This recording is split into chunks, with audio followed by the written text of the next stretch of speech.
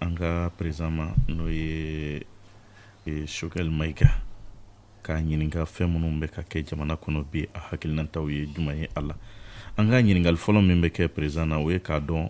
député kalafili premier tour min kɛra sisan a bɛ se ka mun fɔ an ye o kan komi yanni député kalafili ka kɛ banaba min bɛ diɲɛ kɔnɔ bi avec tout ça premier ministre tun ko ko bana yera bana ma ye o élection bɛ kɛ mais élection fana kɛra bana yelen kɔfɛ donc président bɛ se ka mun fɔ an ye élection in kɛcogo la nko élection ko in na ye kuma dama fo y'u bila réseaux sociaux kan bɛ segu kan pour que radio sigida kunkan lamɛnbagaw u ka se ka a faamu n bɛ to ka kuma u ka radio la dongo don b'a fɔ ko ni n bɛ kuma n ka kuma ye ka maliyɛnw ɲɛ yɛlɛ k'u bɔ dibi la ko min tɛ ka kɛ a sira ma Mali la u ka se k'a faamu élection ko in mɔgɔ o mɔgɔ ni Mali hami bi e la tigitigi a bi dabali ban munna jamana diɲɛ bɛɛ kɔnɔ kabini bana in wulila u ye fɛn caman jɔ jango élection jamanaw dɔ la élection présidentielle u y'a bama a date fixera hali campagne da la u y'a jɔ jamanaw dɔ la révision constitutionnelle kan ka kɛ u y'a bama jamanaw dɔ yɛrɛ la élection premier tour kɛra bana in bangera domina u ye deuxième tour bama Mali ye jamana kelen diɲɛ bɛɛ kɔnɔ min ɲɛmɔgɔ bɛ n'i sigi k'a fɔ comme premier ministre y'a fɔ ko bana bɛ o bana tɛ yen k'u bɛ ka élection kɛ c'est comme ça a b'a fɔ maliyɛnw n'aw bɛ bana o aw tɛ bana o aw bɛ sa o aw tɛ sa an kɔni b'an ka élection kɛ u y'a kɛ fana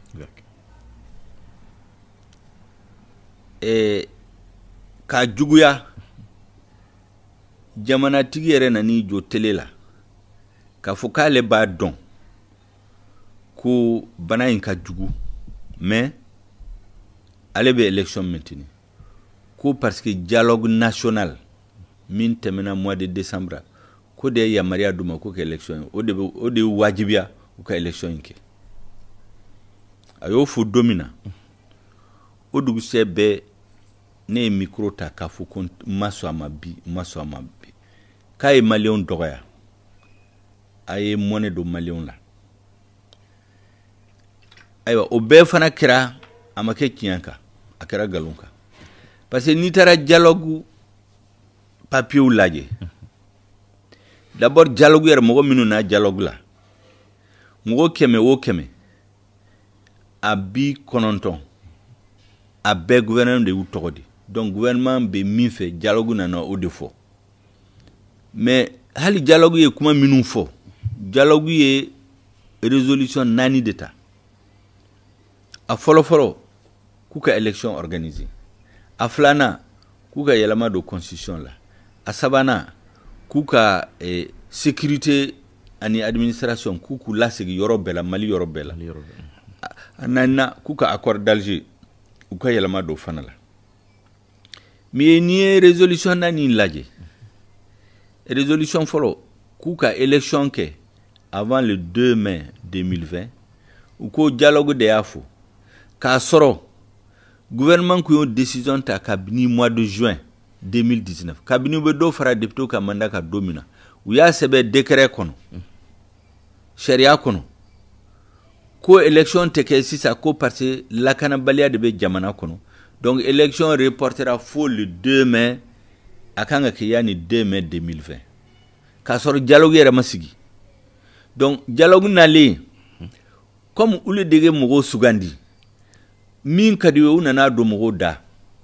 k'a fɔ ko dialogue de y'a fɔ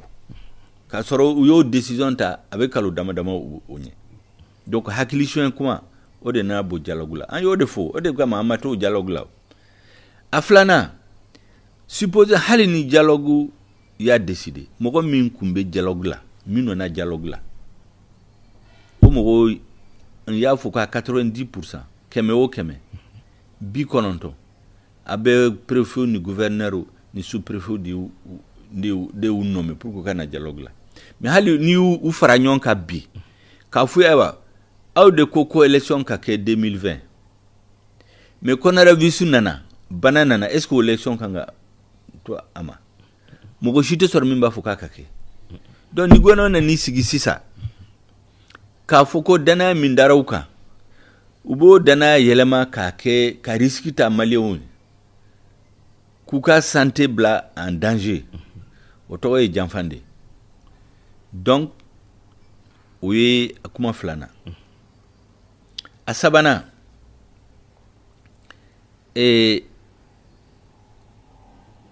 bana imbangera domina oui conseil de défense ke le 17 mars kalu tani olonula ka fo kube jama frontière be datu pour que bana kana do jamana kono o gouvernement kere nana ya maria di kofe avion be bo jamana minuna bana be kana ni mogo chama kudo malla o gouvernement kele donc alebe kuma min fo ani abe min ke o tekele mais o te problème parce que ko malien de do minum be jamana werela kulu yuta kana nuyi o te problème mais nawna nanuyi abe ke chogo di jamana tola nous n'avons qu'à citoyen au boubla yorodola hôtel dola kubla en quarantaine katle dama ke ote mogoshie pour ko ka don kompana tula ou moke ka soro ya fo malien ku e milliard keme woro ani million keme saba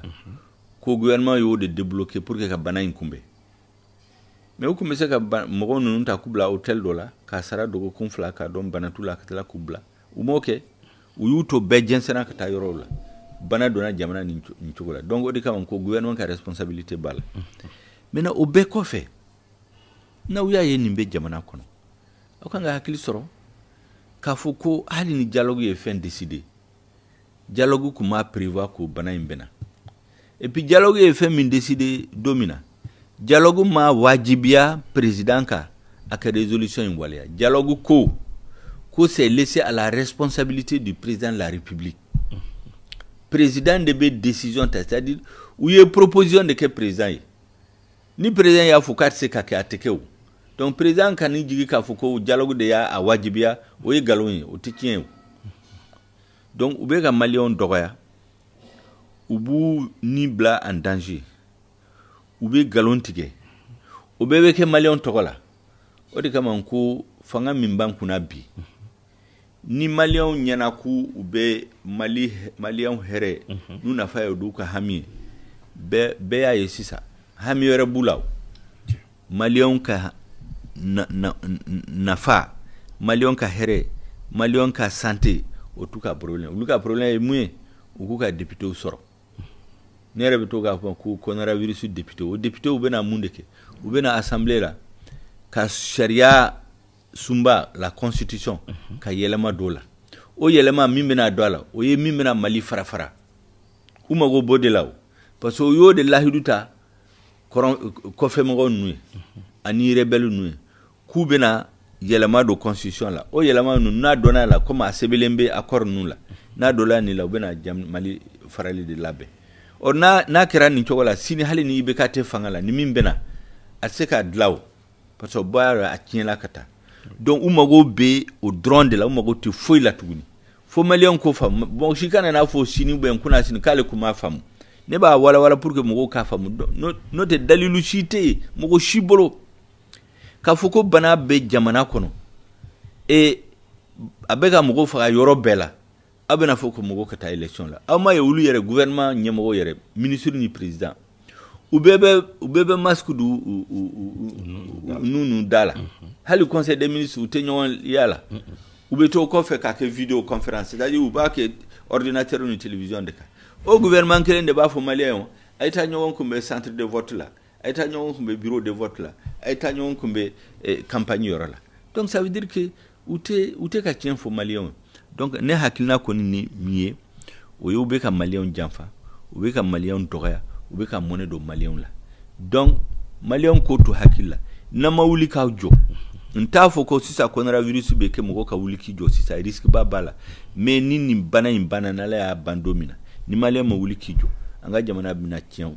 kan ansiglento a manga soma o de ka man kamfo il faut une résistance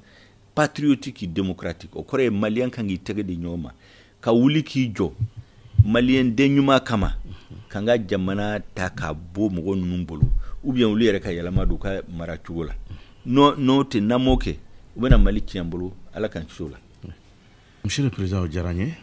alsa anga nyingalo konnana anye kalafili follow ke o jabi ubora mais domina cour constitutionnel tunga jabi di wa yira ka fo femi kuna fondila kenre oyi ani radio privé munumbe ko olu mo te se kado o masolu kado o temene ko fe ani deuxième tour mimbe nale yali abina kewa wal matina kewa se ka mufanye ola jamana tigi kuma na tele la suro ako ko election benake deuxième tour ka benake ko jagwa akuma na kama ka premier ministre coronavirus ou pas coronavirus ko abaka election ke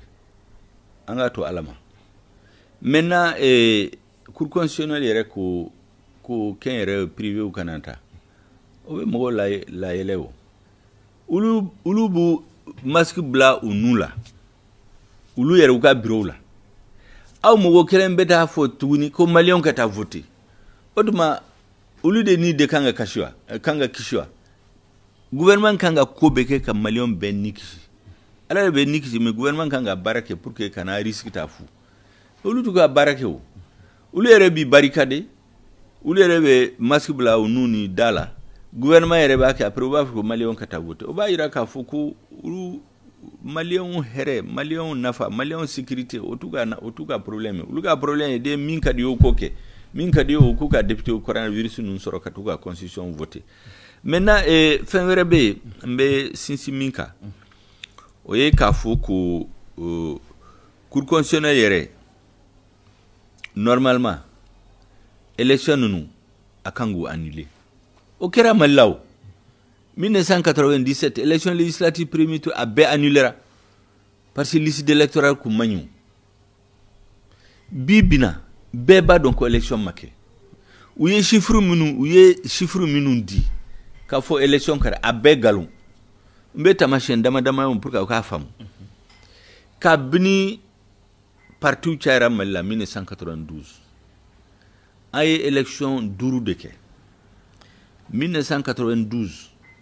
mo keme mo mugani kelende tara voté 1997 mo keme mo mugani kelen ulu de votera 2002 mo keme mo mugani saba de votera 2007 mo keme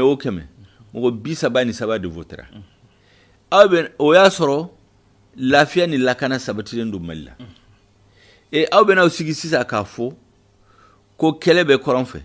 kelebe centre la mo ka be ka nyogon faka soldats be ka sa dongodo coronavirus nana farauka aw bena fo ko mo keme ko mo bisaba ni duru de votra jonne be se ka soma o chiffre mo chite so ba galon fi be se ka famu chogo de kubena fo sisa ko Bamako fleni partout be nyamo be Bamako institution min me organiser élection organiser be Bamako gouvernement yere be Bamako mo politique lendo katema beka ba ko Bamako ko 12% ko mo keme ko mo tani fla de votera katla ka fuko koronfe jamana nu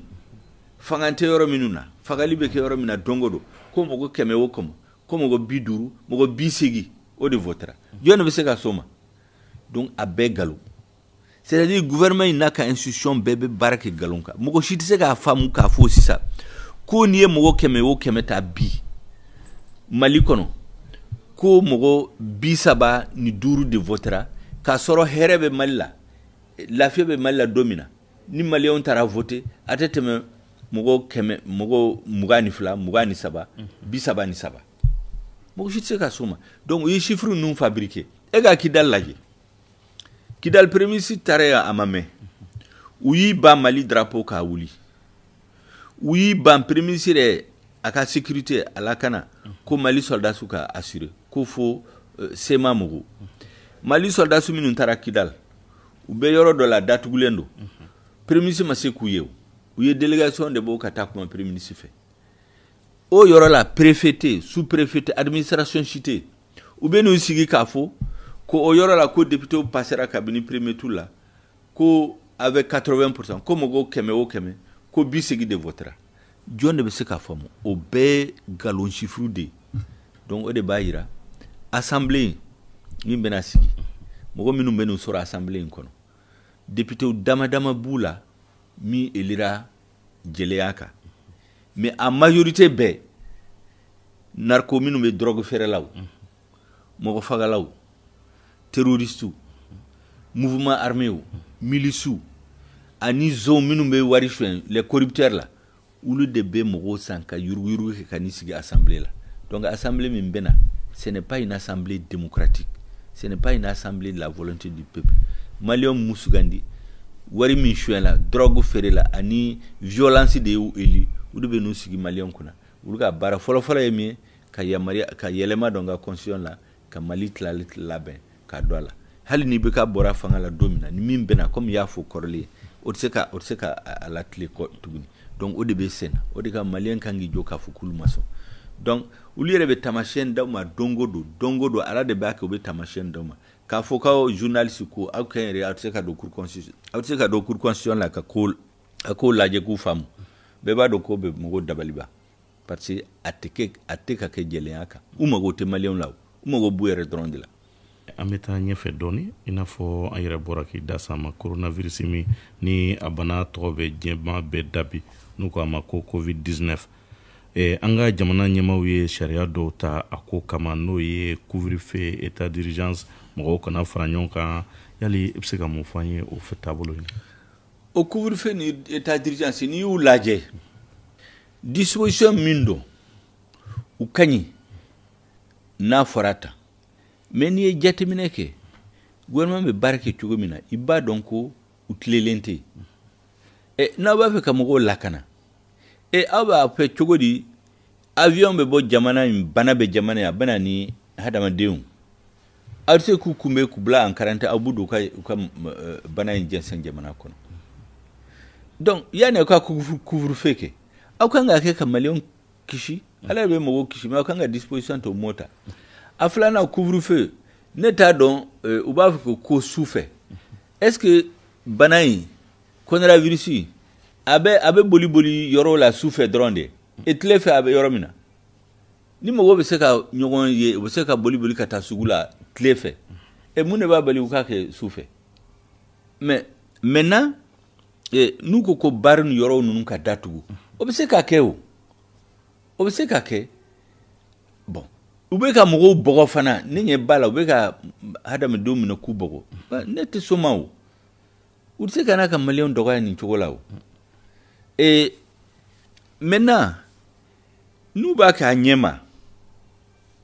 baasi t'a la mais n'a tɛ k'a ɲɛ ma ne kɔni tɛ se k'a sɔn a ma o c'est pourquoi n ko o sariya n'u y'a ta dans le principe a ka ɲi mais u k'a kɛ a kɛ cogo la u k'a kɛ maliyɛnw ka nafa sɔrɔ a la u kana kɛ fɛn min bɛ mɔgɔw tɔɔrɔ min bɛ mɔgɔw jogi ka bi mɔgɔw ka ku bi a man ka kɛ u man ka o kɛ tan o sariya sira tɛ gouvernement bolo a ko kɛ jamanadenw la ayiwa jamanatigi fana nana kuma suro a ye kuma caman fɔ i n'a fɔ an bɛ coronavirus kuma la an y'a ye k'a fɔ jamana caman bɛ yen u y'u ka précaution ta k'a fɔ u b'u ka jamanadenw lakana banakisɛ in ma o dɔ ye ka sugu dɔw fermer o dɔ ye ka mɔgɔw farali ɲɔgɔn kan karew kɔnɔ k'olu jɔ o dɔ ye fana mɔgɔw bɛ sugu kɔnɔna na ani misiri kɔnɔnaw la k'a dɔw datugu bon an fɛ an y'a ye yɔrɔ caman bɛ yen n'a fɔra ko ka sugu datugu commerçant minnu bɛ yen magasin courant taxi a bɛɛ de bɛ sara jamana dɔw y'u ka courant bi k'u ka ji bi k'u ka taxiw bi ka b'u ka jamanadenw kan an ka jamana ɲɛmaa dun ka discours la sura a ye fɛn minnu fɔ a fɛn bɛɛ kɛra fɛn datugulen de yali i bɛ se ka mun fɔ an ye o la. n bɛ min fɔ o la o ye kuma 2 ni 3 a fɔlɔ misiri datuguli ka misiri datugu pour que ka jamanadenw lakana o tɛ association ni diinɛ tɔn ninnu ka baara ye o ye gouvernement de ka baara ye parce que population sécurité a tɛ tɔn si bolo a bɛ gouvernement de bolo n'i y'a ye jamanaw bɛɛ la a kɛra Arabie Saoudite, Égypte, Tunisie, Maroc, Algérie, Mauritanie, Sénégal, Côte d'Ivoire, Niger, silamɛ jamanaw bɛɛ, Nigeria, gouvernement de décision ta ko misiriw ka datugu a ma to mɔgɔ si bolo anw fɛ u m'a kɛ o u m'a kɛ mun na f'u nana haut conseil ɲɛmɔgɔw u y'u bila sama-samali la dɔ ko k'u ka misiri datugu dɔ ko k'u kana tugu pourquoi parce que mɔgɔ min kan ka décision ta a ma ta o gouvernement de kan ka ta mais u m'a kɛ mun na parce que u kun siranna n'u ko ko misiriw ka datugu silamɛ ɲɛmɔgɔw tɔn ninnu fana kana fɔ ko o tuma élection mun man ka kɛ o parce que olu ɲɛna élection in a ka bɔ ma ka tɛmɛ maliyɛnw ni kan donc u siranna o de kama donc u y'a to ko diinɛ tɔn ninnu yɛrɛ k'a lajɛ ni min b'a fɛ k'a ka misiri datugu ni min t'a fɛ k'a datugu o tɛ olu ka baara ye o ye kuma kelen kuma filanan comme y'a fɔ u y'a dɔn ko coronavirus bɛ yɔrɔ bɛɛ la a bɛ ka tiɲɛni kɛ jamanaw bɛɛ la olu yɛrɛ y'a fɔ k'u ye disposition ta ka jamana frontière datugu n'aw y'o kɛ pour que a bɛ yamaruya di avion ma ka na ni mɔgɔ ye tuguni n'o nana fana ni maliyɛnw dɔw tɛ problème pour que aw t'u confiner yɔrɔ dɔ la ka hôtel dɔ ta k'u loger yan fo ka tile dama dama kɛ aw m'o kɛ donc n'i y'a ye bana donna Mali la ala de y'a dɔn mais olu sababu b'a la u nana mesure minnu ta fana aw bɛ aw yɛrɛ aw gouvernement dama n'aw somɔgɔw aw bɛ masque dɔ aw nun n'aw da la aw b'a yɛrɛ protéger aw bɛ tila k'a fɔ maliyɛnw na a ye taa voter a ye taa campagne kɛ a ye taa bureau de vote la u ko ji min bɛ mɔgɔw ka mɔgɔw tɛgɛ ko ani fɛ ko bɛ yɔrɔ la a bɛɛ galon bɛɛ b'a dɔn k'a tɛ yɔrɔ caman la hali Bamakɔ a tɛ yɔrɔ caman la n'i taara dugu la dans les villages de brousse la a yɔrɔ caman tɛ yen ni safunɛ bɛ yen ji tɛ yen ni ji bɛ yen safunɛ tɛ yen donc a bɛɛ ye galon kuma de bon maintenant jamana ɲɛmɔgɔw nana discours dɔ kalan sɔrɔ k'a ye mesure dɔ ta ka ko nɔgɔya maliyɛnw ma o initiative a ka ɲi parce que o ye gouvernement ka baara ye mais ne ye min kɔlɔsi fɔlɔ a nana retard la parce que jamana min bɛ Mali voisinage la Mauritanie, Sénégal, Côte d'Ivoire, Burkina, Niger, Afrique jamana bɛɛ y'u kabini bana fɔlɔ wulila u ka jamana la banabaatɔ fɔlɔ u y'u ka mesure ta an tora kɔfɛ de sur de après près de 20 jours an nana fɔ mais o tɛ basi ye on dit vaut mieux tard que jamais maintenant u ye min fɔ tɔn ninnu bɛ 1000 milliards milliards ba kelen milliards ba fila milliards ba saba u b'o kuma de fɔ an fɛ ko milliards 500 ani courant bɛna nɔgɔya mɔgɔ minnu bolo kalo 2 ani ko ministre bɛ u ka sara to kalo 1 premier ministre kalo 2 président je crois kalo 3 c'est-à-dire o bɛɛ ye politique kuma de ye c'est-à-dire en réalité ne t'a dɔn est-ce que mesure ninnu bɛna ko nɔgɔya mɔgɔw bolo ne kɔni tɛ se ka fɛn fɔ a la bɛɛ comme ne b'a dɔn ko don o don u bɛ galon tigɛ u bɛ hakili suɲɛ de kɛ ne dalen t'u ka kuma la maintenant u ye mesure ninnu ta an k'a to yanni dɔgɔkun 2 dɔgɔkun 3 an bɛna dɔn ni tiɲɛ don ou bien nkalon don parce que sisan tɛ se k'a fɔ yanni dɔgɔkun 2 an bɛna ye o n'a bɛ kɛ tiɲɛ kan an bɛna dɔn n'a bɛ kɛ galon kan fana an bɛna dɔn an ka muɲu dɔɔni tiɲɛ bɛna bange o. an ka parti belebele min n'o ye IRD a ɲɛmaaba Sumala Se a tun bɛ ɲɛfɔ kɛ n'o y'a yɛrɛ ka yɔrɔ ye o munumunu kɔnɔna na a yirala k'a fɔ maa dɔw y'a ta n'u y'a ta ne k'a ɲɛma tunu ko gouvernement ye jɛkulu dɔw sigi minnu ɲɛsinnen don Sumayila ɲinini ma mais o y'a sɔrɔ a yɛrɛ ka parti mɔgɔw tun sera Imam Diko fɛ yali i bɛ se ka dɔ fɔ an ye o fɛn ninnu.